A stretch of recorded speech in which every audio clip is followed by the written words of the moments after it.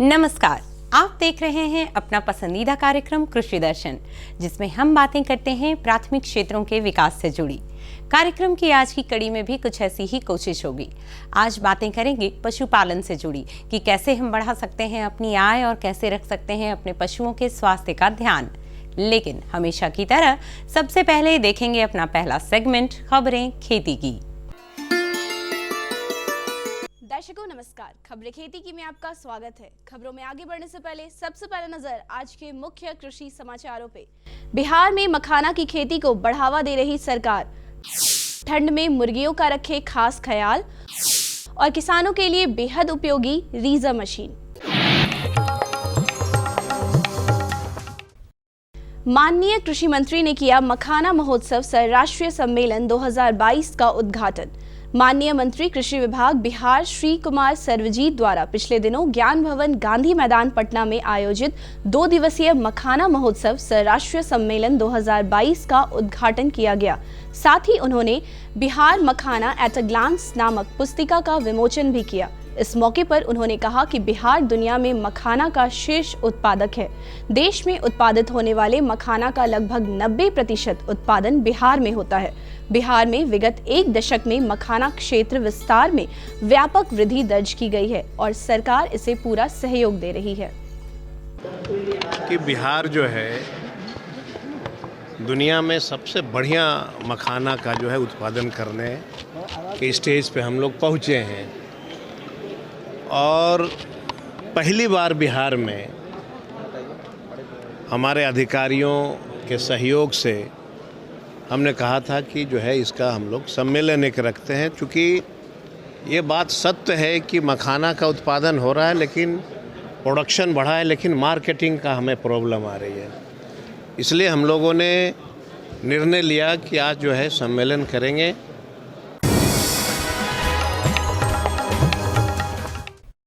मुर्गी पालकों, यदि आप व्यावसायिक रूप से मुर्गी पालन कर रहे हैं तो ठंड के मौसम में अपनी मुर्गियों का खास ख्याल रखें, अन्यथा उनके अंडे उत्पादन की क्षमता नकारात्मक रूप से प्रभावित होगी। इसके अलावा वजन घटने से मांस भी कम होगा, जिससे कि आपको नुकसान हो सकता है।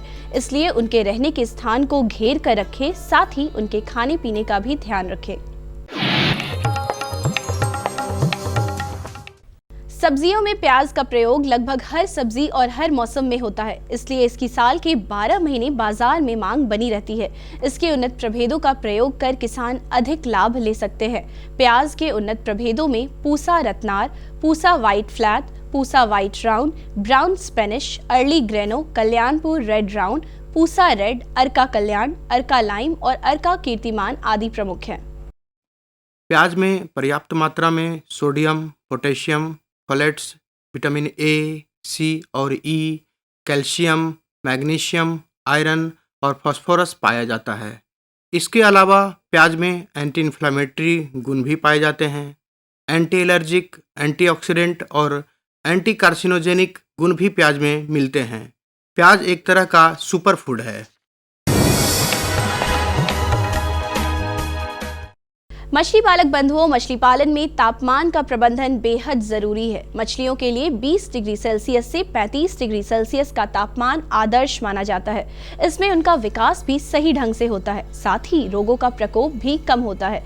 इसलिए तापमान के कम होने पर एयरेटर का प्रयोग करें, जिससे कि तापमान नियंत्रित रहे और आपकी मछलियां भी सुरक्षित रहे।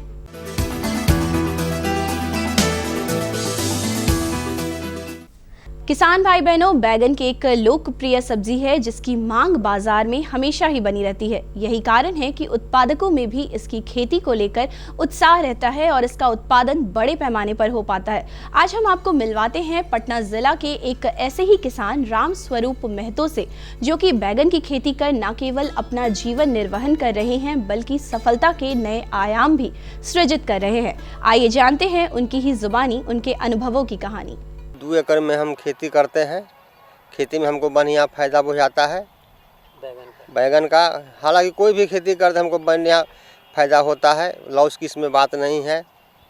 और आलू प्याज के सब कुछ भी खेती करते हैं, उसमें हमको लॉस नहीं होता है, अच्छा ही फ़ायदा होता है।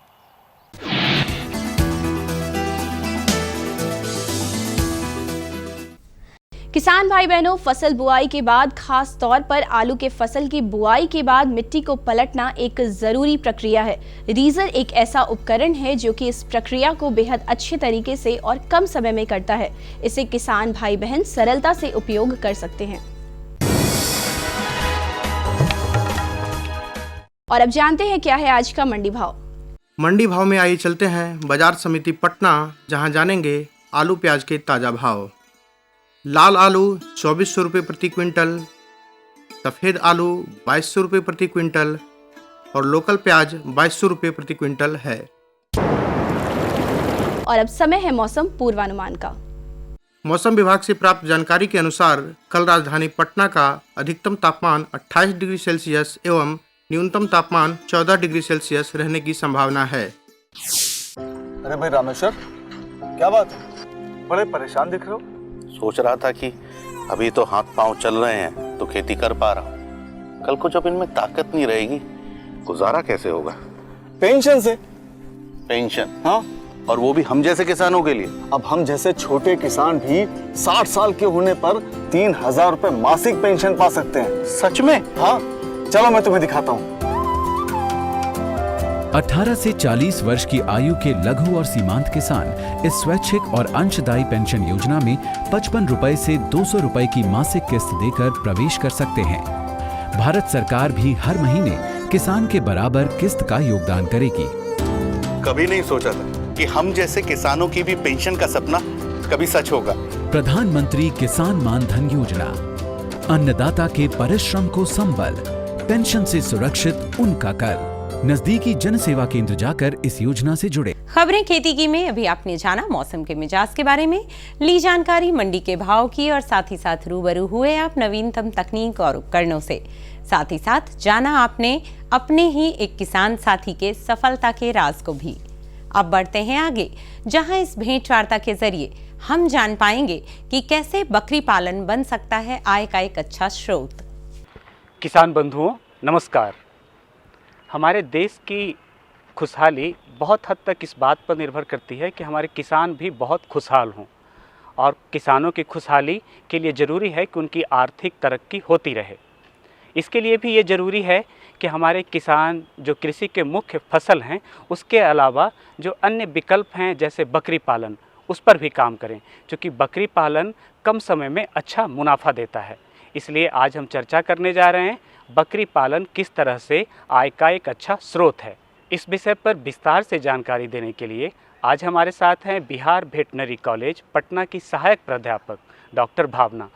डॉक्टर भावना, आज के कार्यक्रम में मैं आपका बहुत बहुत स्वागत करता हूं और इस सवाल के साथ कार्यक्रम की चर्चा की शुरुआत करता हूं कि चूँकि हमारे किसान ये ज़रूर समझना चाहेंगे कि किस तरह से बकरी पालन उनके लिए एक आय का एक अच्छा स्रोत बन सकता है। आपने बहुत सही बात कही कि किसान अगर बकरी पालन पे ध्यान देते हैं तो उनके लिए एक अच्छा आय का स्रोत बन सकता है। कैसे कि जो हमारे आमतौर पर जो किसान भाई हैं वो अपने कृषि व्यवसाय के साथ साथ आमतौर पर 1 या 2 गाय का पालन करते हैं। गाय के पालन में एक तो समय ज़्यादा लगता है, गाय के पालन में ये रहता है कि हमें चारा ज़्यादा चाहिए। तो गाय के कंपैरिजन में अगर हम बात करें तो बकरी पालन एक अच्छा इसलिए स्रोत बन सकता है क्योंकि एक तो आप उतनी ही जगह में जितनी आमतौर पर जो हमारे किसान भाई हैं उनके पास ज़मीन की कमी रहती है, तो कम ज़मीन पर हम ज़्यादा बकरियों को पाल सकते हैं।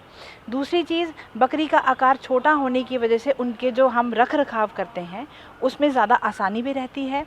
तीसरी चीज़, बकरियों को स्पेशल कोई खाने की या आप कहिए चारा जो है बहुत ज़्यादा वो नहीं चाहिए है, उनको आप बाहर चरने के लिए छोड़ सकते हैं। तो आमतौर पर कोई दुधारू बकरी जैसे है उसको आप 6 से 8 घंटे के लिए बाहर घास चरने के लिए छोड़ेंगे, प्लस उसको सिर्फ 1 किलो दाना भी देंगे तो उसका काम चल जाता है। उसकी अच्छी मेंटेनेंस, उसका बॉडी की अच्छी मेंटेनेंस रहती है, प्लस वो अच्छा दूध दे सकती है। जैसे हमारी बहुत सारी ऐसी अलग अलग प्रजातियां हैं बकरियों की जो अलग अलग दूध देती हैं। और जो है बकरी पालन में एक आसान चीज़ ये रहती है कि उसका जो हम जैसे अगर प्रजनन की बात करें तो उसके लिए कम समय चाहिए है हमें कि हमें बकरी के बच्चे मिल सकें।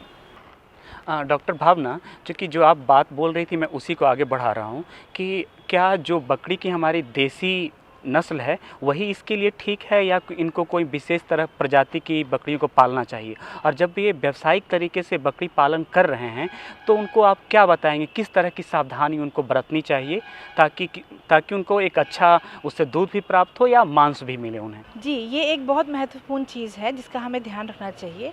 तो मैं पशुपालकों से या बकरी पालकों से यही बात कहूँगी कि जब भी वे बकरी पालन करते हैं तो आमतौर पर हमारी बहुत सारी ऐसी प्रजातियां हैं बकरियों की जिनका पालन कर सकते हैं, लेकिन जैसे कुछ एक प्रजातियां हैं, जैसे हम जमुनापरी की बात करें तो उनमें आमतौर पर या तो वो 2 बच्चों को या 3 बच्चों को जन्म देती हैं, तो वो हमारे लिए ज़्यादा लाभदायक है कि हमें एक ही जो प्रेगनेंसी में हमें 2 से 3 बच्चे अगर मिल रहे हैं तो जाहिर सी बात है कि हमें ज़्यादा जानवर एक साथ मिल सकते हैं।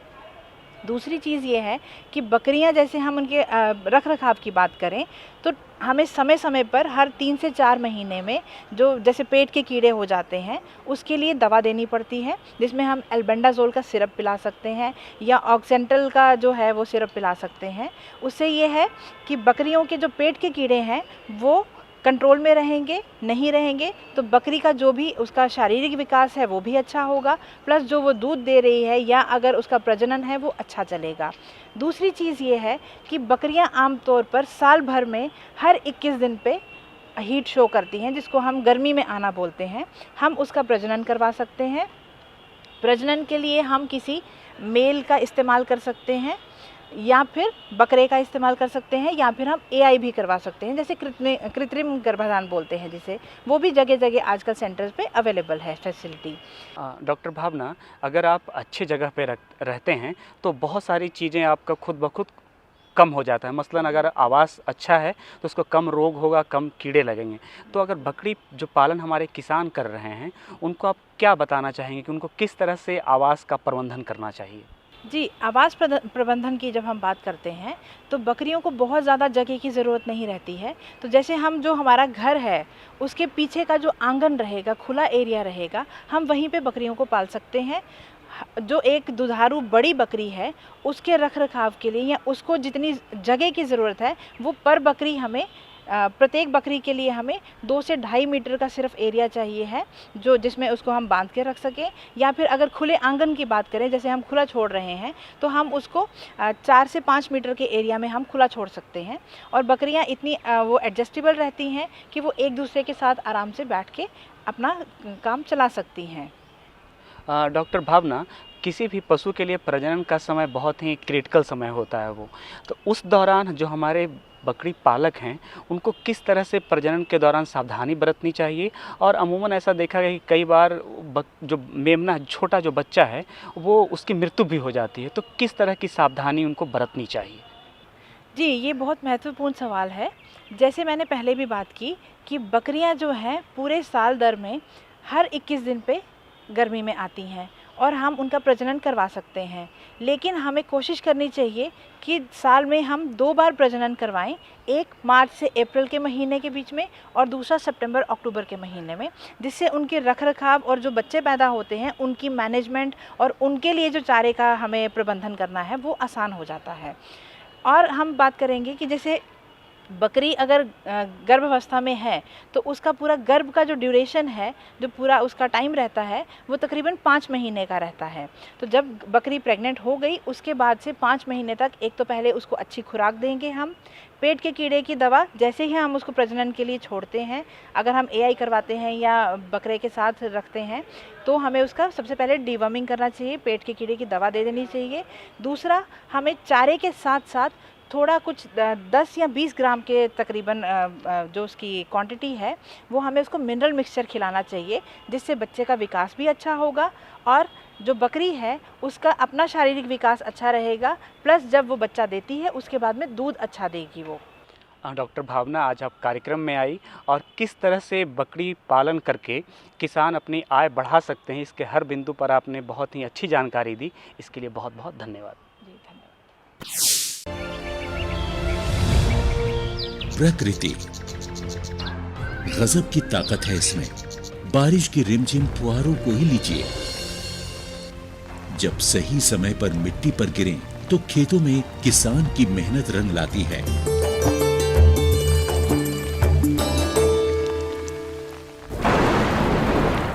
लेकिन वही बारिश बेमौसम हो जाए तो फिर तबाही का मंजर दिखाती है।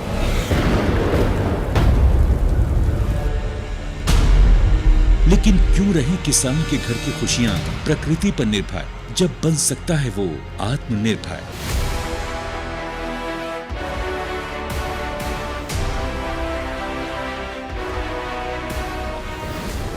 किसानों को प्राकृतिक आपदाओं की वजह से फसली नुकसान होने की स्थिति को ध्यान में रखते हुए भारत सरकार ने 2016 में प्रधानमंत्री फसल बीमा योजना की घोषणा की। इस बीमा योजना का उद्देश्य विभिन्न प्रकार की प्राकृतिक आपदाओं जैसे ओले गिरना, जल भराव, बाढ़ का आना, बादल फटना, प्राकृतिक रूप से आग लग जाना, भूस्खलन, चक्रवाती तूफान, बेमौसम बारिश, फसल की बीमारियां, आकाशीय बिजली, कीटों के हमले वगैरह से होने वाले नुकसान की स्थिति में किसानों को वित्तीय सहायता प्रदान करना है। इस बीमा योजना के अंतर्गत फसल की विभिन्न अवस्थाओं को शामिल किया गया है, यानी पूरे फसल चक्र का सुरक्षा कवच। जिस दिन फसल काटकर खेत में सुखाने के लिए फैलाई, उसके अगले ही दिन मूसलाधार बारिश हो गई, सारी उपज बर्बाद हो गई। लेकिन ये तो अच्छा था कि मैंने फसल का बीमा करा रखा था, मैं नुकसान से बच गया और क्लेम की रकम भी मुझे आसानी से मिल गई। सारा भुगतान मेरे बैंक अकाउंट में हो गया। प्रधानमंत्री फसल बीमा योजना बहुत ही लाभकारी है और इसकी प्रक्रिया बहुत ही सरल है। पहली बात तो ये समझिए कि अगर आप अधिसूचित फसलों की खेती करने वाले किसान हैं, तो आप फसल बीमा के लिए पात्र हैं। इसमें काश्तकार किसान और बटाईदार सहित सभी किसान शामिल हैं। अनाज, दलहन, तिलहन और कुछ वार्षिक वाणिज्यिक फसलों को PMFBY के अंतर्गत कवर किया जाता है। ये दुनिया की तीसरी सबसे बड़ी और कामयाब फसल बीमा योजना है। केंद्र सरकार और राज्य सरकारों के अलावा 18 बीमा कंपनियां, 540 बैंक तथा 45,000 जन सेवा केंद्र प्रधानमंत्री फसल बीमा योजना को किसानों तक पहुंचाने में कार्यरत हैं। इस योजना में प्रीमियम कम होने के कारण सभी स्तर के किसान इसका लाभ ले सकते हैं।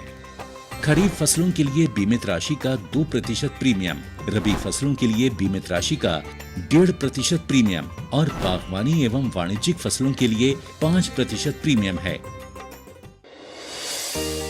किसानों के लिए ये योजना कितनी लाभदायक है, इस बात का अंदाजा इससे ही लगाया जा सकता है कि 2016 में योजना की शुरुआत के बाद पहले 3 सालों में किसानों ने प्रीमियम के रूप में 13,000 करोड़ रुपए का भुगतान किया, जबकि अब तक फसलों के नुकसान के क्लेम के रूप में उन्हें 60,000 करोड़ रुपए मिल चुके हैं, यानी जमा राशि के मुकाबले 4.5 गुना अधिक राशि दावों के रूप में प्राप्त हो चुकी है। अब तक हर साल खरीफ और रबी के मौसम के दौरान 5 करोड़ से भी अधिक किसान इस योजना से जुड़े हैं।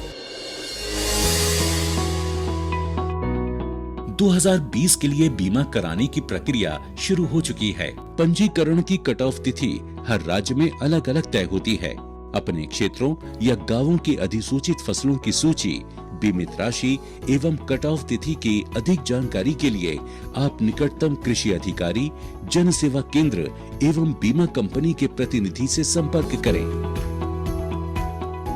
www.pmfby.gov.in पर लॉगिन करके या फसल बीमा ऐप क्रॉप इंश्योरेंस ऐप का उपयोग करके अपनी फसल के नामांकन के लिए आवेदन किया जा सकता है। नामांकन के लिए इन दस्तावेजों की जरूरत होती है: नवीनतम आधार कार्ड, मोबाइल नंबर, बैंक खाता विवरण, भू अभिलेख दस्तावेज जिसमें जमीन के कागजात और राज्य सरकार द्वारा निर्देशित कोई भी अन्य दस्तावेज। कैसे मिलेगा फसल नुकसान होने पर दावे का भुगतान?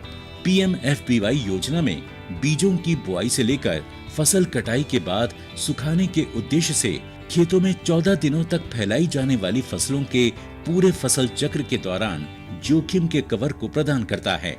स्थानीय आपदा के कारण या अगर फसल कटाई के बाद बीमित फसलों को प्राकृतिक आपदा से नुकसान होता है, तो बीमित किसान को 72 घंटे के भीतर इसकी सूचना बीमा कंपनी, बैंक या फिर राज्य सरकार के अधिकारियों या बीमा कंपनी के टोल फ्री नंबर पर देना आवश्यक है। जोखिमों में उपज हानि का आकलन फसल कटाई प्रयोगों के आधार पर किया जाता है। आपदा के कारण हुए नुकसान पर किसान को बीमा कंपनी द्वारा क्लेम राशि का उचित भुगतान मिलता है। क्लेम राशि का भुगतान सीधे किसान के बैंक खाते में किया जाता है। शिकायत निवारण के लिए किसान बीमा कंपनी, निकटतम बैंक शाखा या ब्लॉक या जिला कृषि कार्यालय में संपर्क कर सकते हैं। वो अपनी शिकायतों के लिए जिला और राज्य स्तरीय शिकायत निवारण समिति तक भी पहुंच सकते हैं।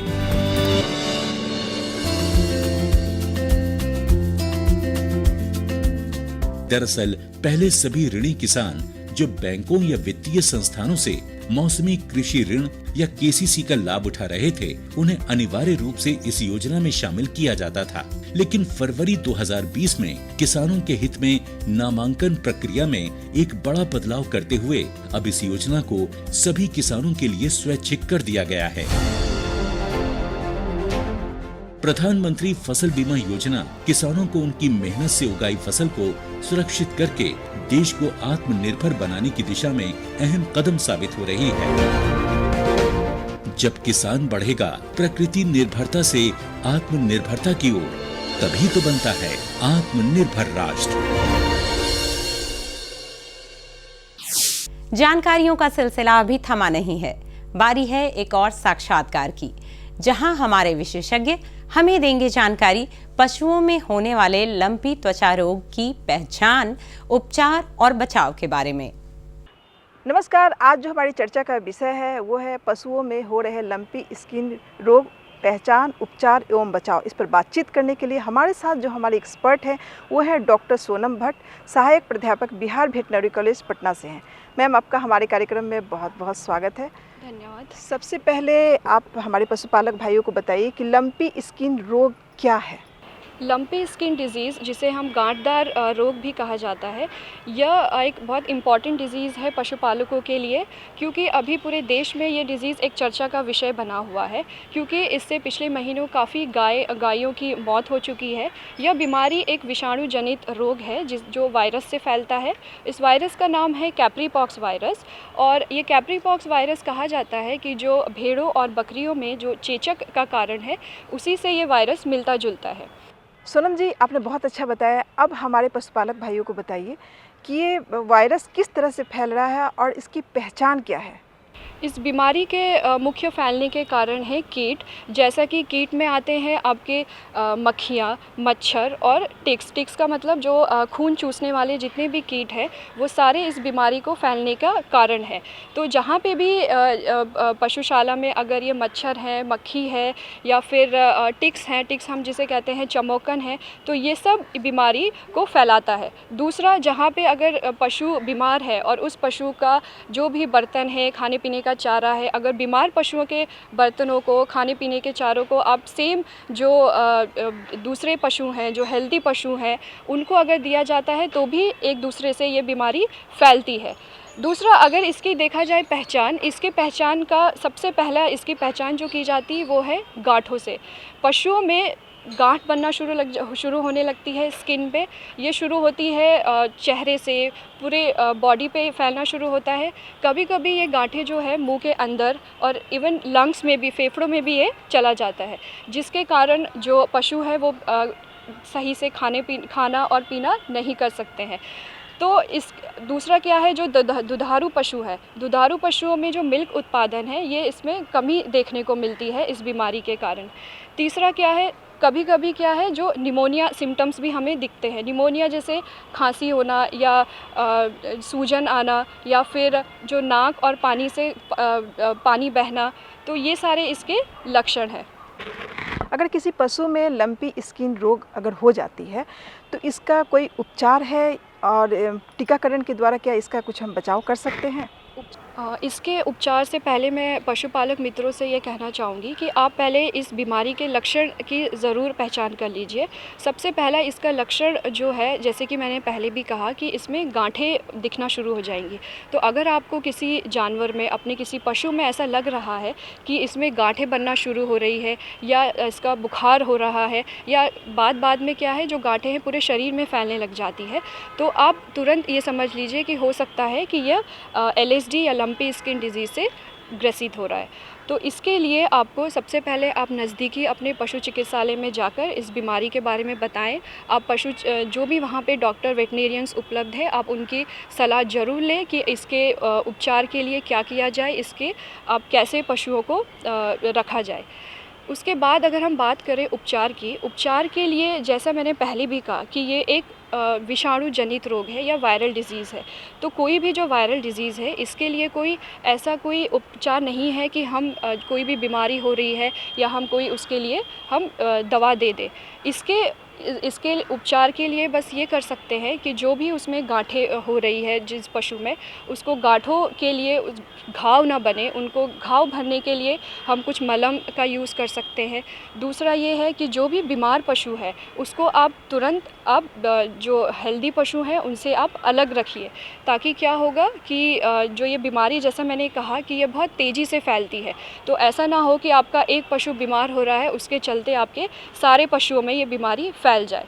दूसरा, उपचार की तो बात हो गई। अब इसके बचाव के लिए सबसे जो महत्वपूर्ण बात है वो है टीकाकरण। अभी तक कहा गया है कि इसके बीमारी के लिए टीकाकरण अति आवश्यक है इसको बचाने के लिए। तो टीकाकरण में अभी ये सामने आया है कि जो गोट पॉक्स वैक्सीन है उसका यूज़ किया जा रहा है इस लंपी स्किन डिजीज़ के बचाव के लिए। तो जो गोट पॉक्स वैक्सीन है, आप इसके बारे में अपने नज़दीकी पशु चिकित्सालय के बारे में पता कीजिए। जो ये टीका है वो सिर्फ हेल्दी पशुओं में लगेगा, जो बीमार पशु है उनमें ये टीकाकरण नहीं कराया जाता है। सोनम जी, आप हमारे पशुपालक भाइयों को लंपी स्किन रोग के बारे में इतनी अच्छी बातें बताई, इसके लिए आपका बहुत बहुत धन्यवाद। धन्यवाद। ऐसी और भी नई जानकारियां, नए विषय और नए विशेषज्ञों से करवाएंगे आपको रूबरू, सुनवाएंगे कुछ सफलता के राज और देंगे जानकारी नवीनतम तकनीक और उपकरणों के बारे में। तो जुड़े रहिए कार्यक्रम से, इसी चैनल, इसी समय पर। होगी फिर आपसे मुलाकात। तब तक रखिए अपना और अपनों का ख्याल और दीजिए इजाजत। नमस्कार।